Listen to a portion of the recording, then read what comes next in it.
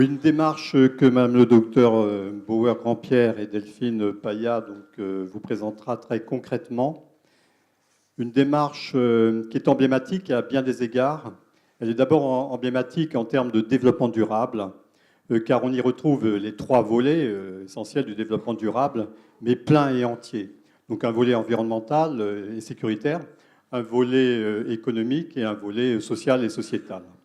Donc en tout cas, un dossier qui est emblématique également sur le plan de la méthodologie, avec une dimension stratégique, et je dirais même politique, car le sujet est particulièrement sensible, donc on peut parler aussi d'une dimension politique, une dimension conceptuelle, une dimension opérationnelle, et dans le cadre de chacune de ces dimensions, donc l'intervention de multiples acteurs, tant internes qu'externes. À ces trois dimensions, on pourrait rajouter une quatrième dimension, qui est une dimension de communication, communication qui ne saurait se limiter à de l'information, de la vulgarisation.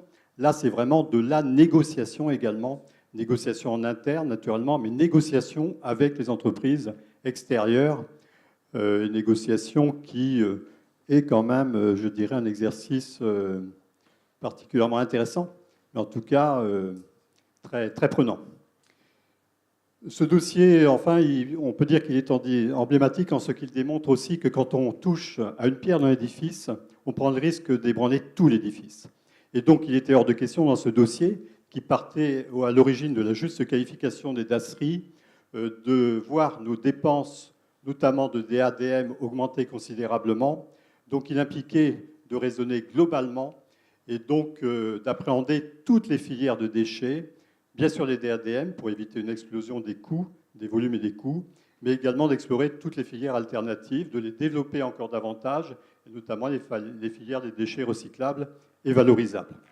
Voilà, donc c'est une démarche qui, à ce titre, est extrêmement intéressante, qui est passionnante même.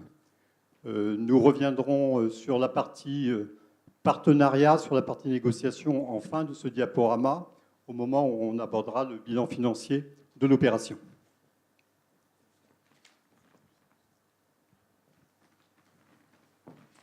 Donc ce projet est né en 2015 dans le cadre d'un DU en hygiène et risques infectieux. C'est un projet, donc, comme vous l'avez compris, vraiment à dimension institutionnelle. Donc je vous présente d'abord notre hôpital de Cholet, qui est un centre hospitalier qui a une capacité d'à peu près 590 lits, c'est les derniers chiffres, avec 140 places. Nous avons 3 sites, à peu près 2000 personnes employées, et puis s'y exercent des activités de médecine, de chirurgie, d'obstétrique, de psychiatrie, soins de suite, EHPAD. Donc voilà. Donc le contexte de cette étude, voilà ce qu'on constate sur l'année 2014. Un coût donc d'ASRI et DADM tout confondu, vous voyez, qui approche les 280 000 € annuels. Donc c'est vraiment pas négligeable. Une production globale aussi de 920 tonnes d'ASRI et DADM, dont 150 tonnes de DASRI. Alors, quand on regarde le rapport d'ASRI sur le poids total d'ASRI DADM, on voit qu'on a 16%. Donc, selon un des guides du ministère de la Santé et des Sports, on n'est pas trop mal. On se dit 16%, c'est bien. Mais on se dit on peut peut-être faire mieux. On sait aussi que voilà, on a un coût d'ASRI qui est quand même nettement supérieur aux déchets ménagers. Et puis, un point aussi important autour de ce futur projet, c'est que nos déchets ménagers sont enfouis. Et là, on se dit, est-ce qu'on va pouvoir actionner ce qu'on souhaiterait, hein? On a un prestataire qui prend en charge nos déchets. Juste une assise sur le prestataire, étant donné qu'avec le Grenelle 2 de l'environnement, nous étions assujettis à la redevance spéciale, donc avec des coûts extrêmement importants de traitement des déchets par les collectivités publiques. C'est un prestataire privé. Donc nous avons lancé un appel d'offres et donc c'est bien un prestataire privé. Donc bien sûr, nous avons regardé cet règlement d'ASRI pour voir si ensuite nous pourrions réfléchir sur qu'est-ce qu'un DASRI, et avec la petite idée de faire une bascule de certains déchets d'ASRI en filière DADM. Donc, on en a déjà parlé, hein, le décret du 6 novembre, voilà, il a été cité tout à l'heure. Donc, nous voyons, on a bien regardé la partie qui est soulignée, hein, les déchets qui comportent un risque infectieux et dont on sait ou dont on a de bonnes raisons de croire, voilà, qu'ils peuvent causer la maladie chez l'homme. Alors, qu'est-ce qui fait qu'on sait ou on a de bonnes raisons de croire? On est vraiment parti de ça. Donc on avait aussi nos contacts évidemment sur l'Arlin, Pays de la Loire. Et donc l'Arlin a eu la gentillesse de nous fournir les résultats d'un groupe de travail régional qui aussi a été abordé tout à l'heure précédemment. Donc, je passe à la conclusion, hein. Ce groupe est arrivé à la conclusion que pour un grand nombre de déchets issus des soins, le risque de contamination était suffisamment négligeable pour qu'ils soient évacués dans la filière DADM, à condition qu'il y ait des circuits mécanisés, entre autres, et puis le port d'équipements de protection. Donc voilà, là sont les barrières essentielles aussi pour pouvoir dire, en regard du récré, eh bien là, en fait, peut-être qu'un déchet, on peut ne plus le qualifier de dasserie parce qu'on a ces barrières de sécurité, donc il ne peut plus être dangereux pour l'homme. Alors bien sûr, là-dedans, on ne va évidemment pas prendre en compte les micro-organismes de catégorie 4. Par exemple, le Clostridium aussi, hein, on a l'obligation de le mettre en dasserie. Donc voilà, il y a des exclusions, bien sûr, à ce principe.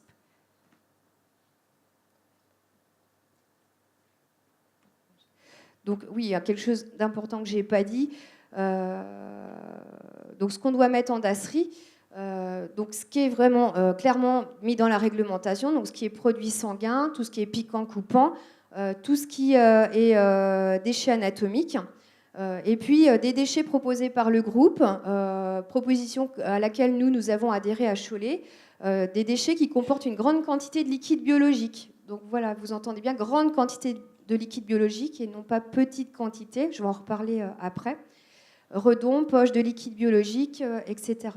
Donc en tout cas, pour résumer, le risque psycho-émotionnel part aux oubliettes, voilà, c'est quelque chose qui n'est plus d'actualité et qui n'était absolument pas cité dans le décret.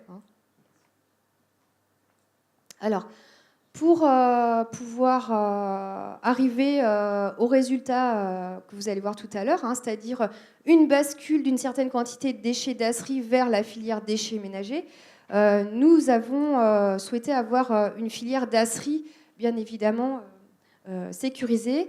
Et là, je vais passer la parole au docteur Bauer. Merci. Donc, moi, je vais aborder avec vous la méthode, très très rapidement. Alors effectivement, nous, on s'est vraiment basé sur le travail de l'Arlin, qu'avait réalisé le groupe de Valérie de Salins.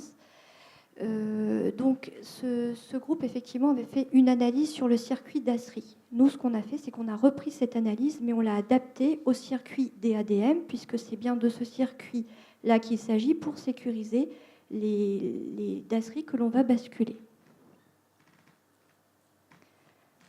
Avant toute cartographie des risques, on passe par une analyse de processus. Donc, nous, on l'a détaillé sur le centre hospitalier de Cholet. Il est en 6 étapes. Ça va de la production au tri, au ramassage, au transport et au traitement par le prestataire, donc l'étape 6. On passe par une étape 2, transport par le soignant, un stockage en local intermédiaire, un ramassage par le personnel, et ensuite un stockage en zone extérieure. Et ensuite, le prestataire intervient.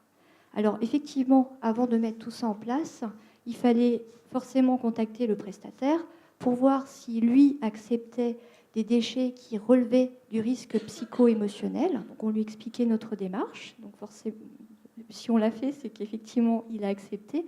Et on lui expliquait qu'il risquait de retrouver donc, dans les DADM, donc les déchets assimilés aux déchets ménagers, des déchets où il y aurait du sang, mais il n'y aurait pas de risque d'écoulement, sang ou liquide biologique.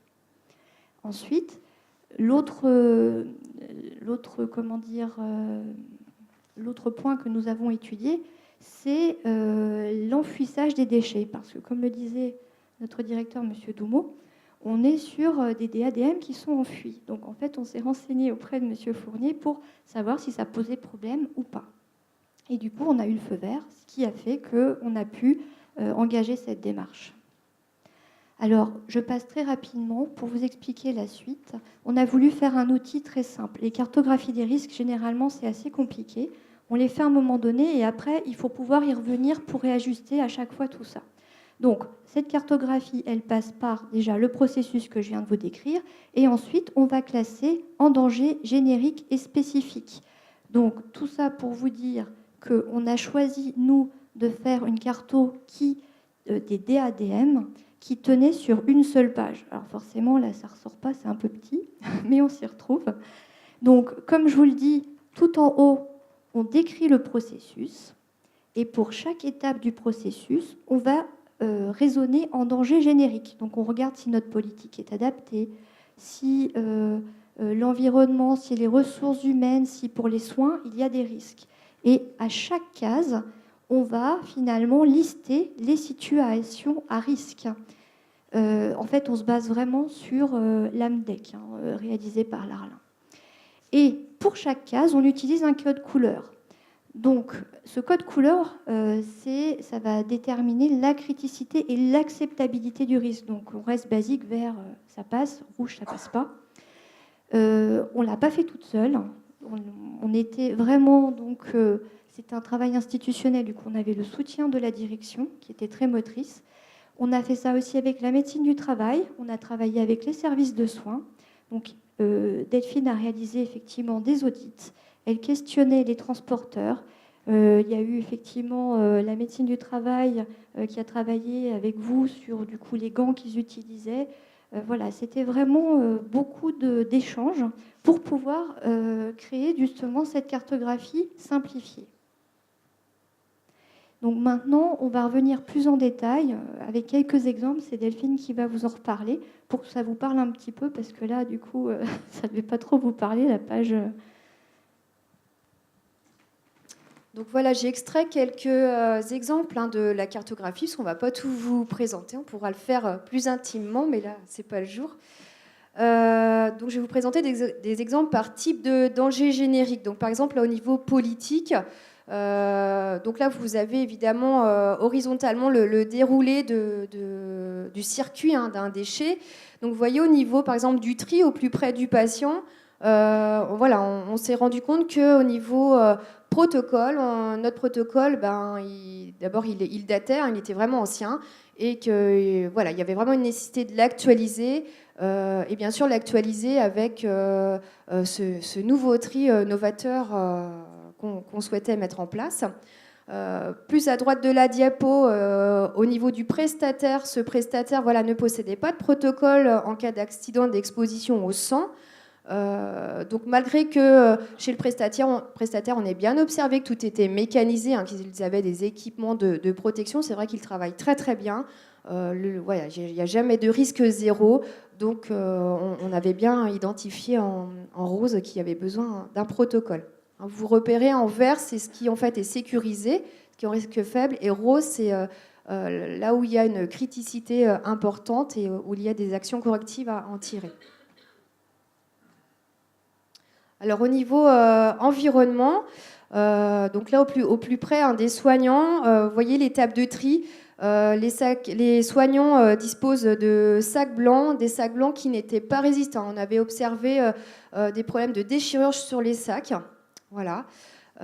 Donc ça, c'est les petits sacs de 30 litres. Les sacs 130, vous voyez, sont en verre. Donc là, on était bien. Ce sont des sacs qui ont un grammage suffisant, qui sont costauds. Et puis, on avait regardé aussi la fiabilité des supports. Alors, il manquait des supports sur certaines unités au niveau des chariots de soins. Et puis, sur d'autres unités, il y avait bien des supports, mais on observait des chutes de sacs. Donc, les supports n'étaient pas fiables.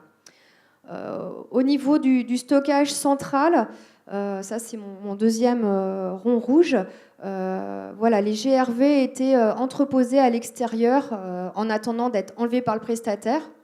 Ils n'étaient pas dans une zone grillagée. Alors, il y avait bien un grillage sur les côtés, mais il n'y avait pas de porte et pas de plafond. Donc, du coup, il pouvait y avoir pénétration d'animaux ou de personnes mal intentionnées. Donc voilà, on a mis aussi en criticité importante ces points-là. Côté ressources humaines, au niveau des tables du tri, toujours, eh bien, nécessité de réaliser des formations pour que les gens soient compétents sur ce tri, afin d'éviter les risques d'erreur. Côté stockage intermédiaire, puisqu'il y a un stockage intermédiaire chez nous comme pour les dasseries, notamment dans le bâtiment central, avant que ça parte vers le stockage centralisé. Parfois, les grands vracs débordaient, donc il y avait un transfert de nos déchets ménagers par le personnel du transport pour rééquilibrer les grands bacs. Et puis au niveau du prestataire, une nécessité d'informer lors de causeries, donc c'est leur terme, ils font des causeries entre eux, qui sont hebdomadaires, c'est des temps d'information tout simplement, donc il y avait une nécessité de mettre ça en place. Donc au bilan, voilà, vous voyez ce que ça donne, tous les points en vert sont des points à risque faible, et puis les points en rose sont des situations à criticité importante qui nécessitent des actions correctives. Donc nous avions quand même 93 situations sécurisées et 27 à risque, dont peu quand même pour le prestataire. Là, vous voyez quelques exemples au niveau du plan d'action. Il faut savoir qu'il y a eu 12 actions correctives. Donc là, je vous invite à regarder la 3e colonne directement, par exemple. Vous voyez, on a proposé donc d'installer des supports pour tous les chariots de soins, pour compléter les chariots qui nécessitaient des supports. On a renouvelé aussi une partie de nos supports de sacs pour les services qui n'avaient pas des supports fiables, depuis lesquels il y avait des chutes de sacs. On a cherché des sacs résistants aussi pour remplacer notre fameux petit sac blanc qui déchirait. Donc en fait, au jour d'aujourd'hui, les soignants ont le choix. Ils ont toujours ce petit sac blanc, mais dans ce cas-là, ils sont invités à ne pas le surcharger. Et puis sinon, ils ont un autre choix de sac qui est plus épais. Alors par contre, il a une contenance un petit peu plus importante. Donc là, il a fallu expliquer qu'au niveau des possibilités d'achat, pour l'instant, on ne peut pas avoir de 30 litres plus épais. Donc tout de suite, on passe sur un litrage supérieur. Voilà. Au niveau des GRV, on a réadapté le nombre de GRV au niveau de nos locaux intermédiaires pour qu'ils ne débordent pas et que du coup le personnel du transport ne soit plus à faire de transfert de sacs et donc ne soit plus exposé à un risque AES. Voilà une action au niveau du prestataire. Donc avec le service de santé, avec leur médecin du travail, nous avons travaillé à un protocole AES. Donc voilà, vous le voyez affiché. Donc après avoir analysé ce circuit déchets ménagers et sécurisé ce circuit, nous avons travaillé à la mise en place de notre nouveau tri. Nous étions très satisfaits de pouvoir aller jusqu'à cette fameuse bascule incluant des déchets comportant peu de liquide biologique. Alors bien sûr, quand je parle de ces déchets, on est hors piquant, coupant, tranchant, déchets radioactifs, déchets de chimio, verre. On est vraiment sur les déchets mous. Donc vous voyez, on a proposé, vous allez voir la fiche après en son complet, la fiche qui a été placardée partout dans l'hôpital et avec laquelle nous avons beaucoup communiqué. Donc les soignants regardent cette affiche, ils regardent leurs déchets, ils se disent, est-ce que j'ai un risque d'écoulement ? Oui, dans ce cas-là, je mets en dasserie. Donc là, vous avez des exemples sur la diapo. Et évidemment, on a gardé les déchets médicamenteux sur cette filière dasserie. Et puis, non, j'ai une absence de risque d'écoulement, eh bien, je peux mettre en déchets ménagers. Donc, ça peut être un pansement d'escar qui n'est pas saturé, un pansement américain qui a un peu de sang, évidemment, les équipements de protection, des compresses avec un peu d'antiseptique, un sac à urine vide. Et puis, nous avons été validés par la pharmacie aussi, tout ce qui concerne électrolytes. Donc voilà la fiche dans son ensemble. Donc vous voyez, on a en dessous la règle de tri. Nous avons affiché en fait des photos de déchets. Et c'est vrai que nous avons vraiment un retour très favorable de cette affiche. Elle est très aidante. Et pour qu'elle soit vraiment efficace, nous avions demandé l'avis à des soignants sur cette affiche. Alors les résultats. Alors, suite à la mise en place du nouveau tri qui est intervenu mi-2016, eh bien, en septembre 2016, donc vraiment 2 mois après la mise en place, avec une collègue hygiéniste, nous sommes allés voir les sacs de déchets. On a mis les mains dedans. Voilà, c'est pas très sympa à faire, mais c'est très révélateur des pratiques. Donc, nous avons quand même examiné près de 60 kilos pour chacune des filières. Bien sûr, nous avions pris les précautions nécessaires pour ne pas mettre notre vie en danger. Donc, à droite de la photo, vous avez le résultat sur les sacs déchets ménagers. Donc, on a presque 90% de conformité. On a retrouvé 5% de dasserie. Donc là, on a bien noté ce qu'on avait trouvé et on a fait des restitutions pour dire attention, voilà, il n'y en a pas beaucoup, mais attention, il n'aurait quand même pas dû se trouver là, ces fameux dasseries. Ça peut être un sac collecteur de liquide gastrique. Il y avait quelques piquants sécurisés aussi. Il n'y avait pas beaucoup de choses, mais quelques-unes quand même. Et puis au niveau des sacs dasserie, donc on voit qu'on a 73% de conformité.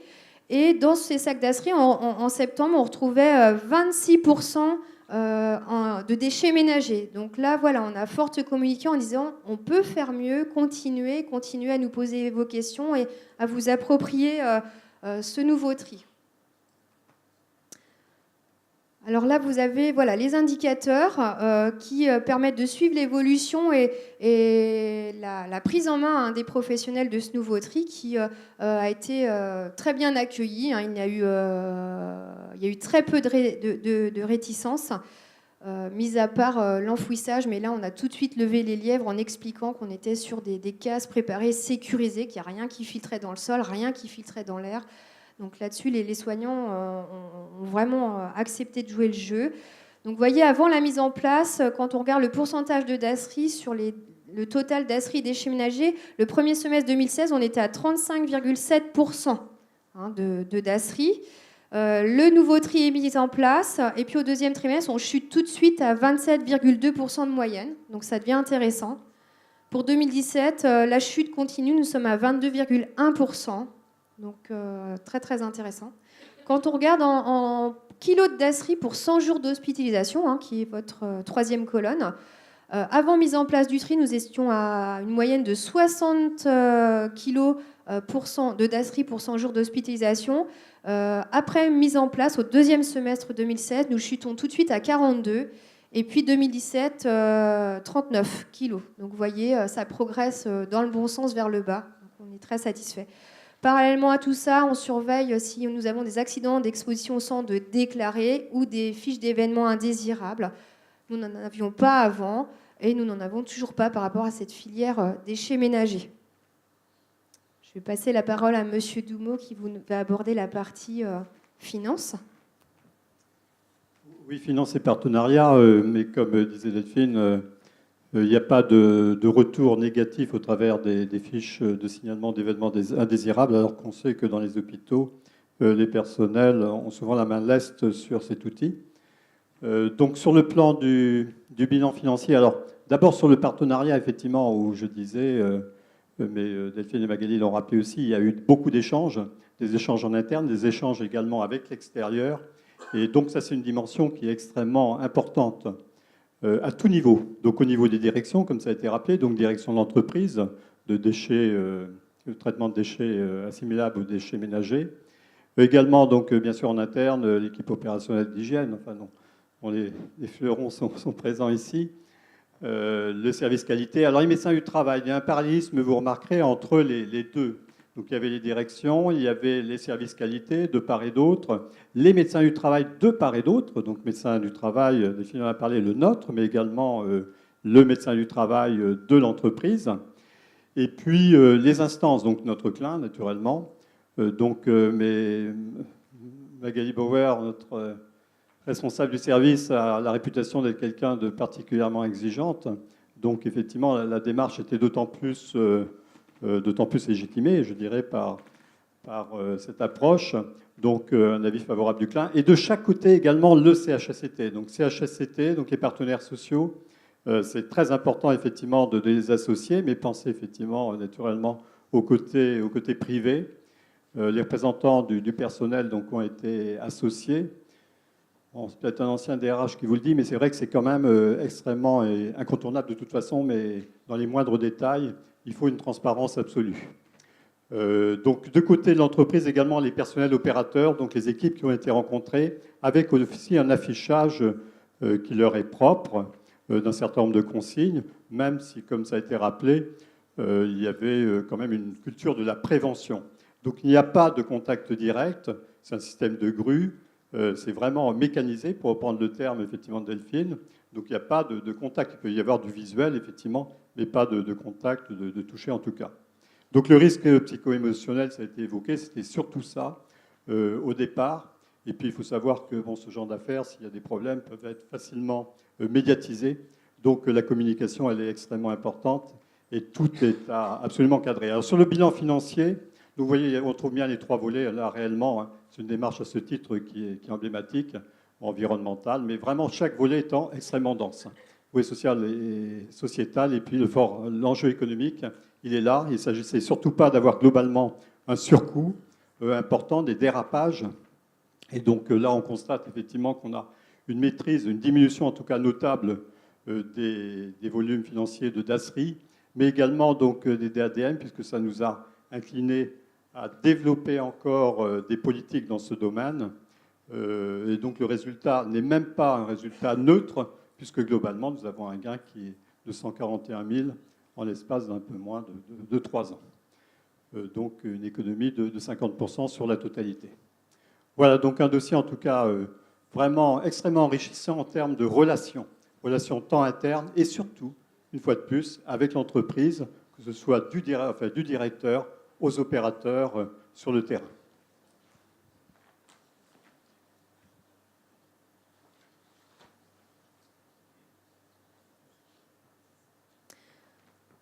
Donc en tout cas, par rapport à ce projet, vous voyez, c'est vraiment un tri novateur. Alors évidemment, on est prêt à vous passer notre expérience.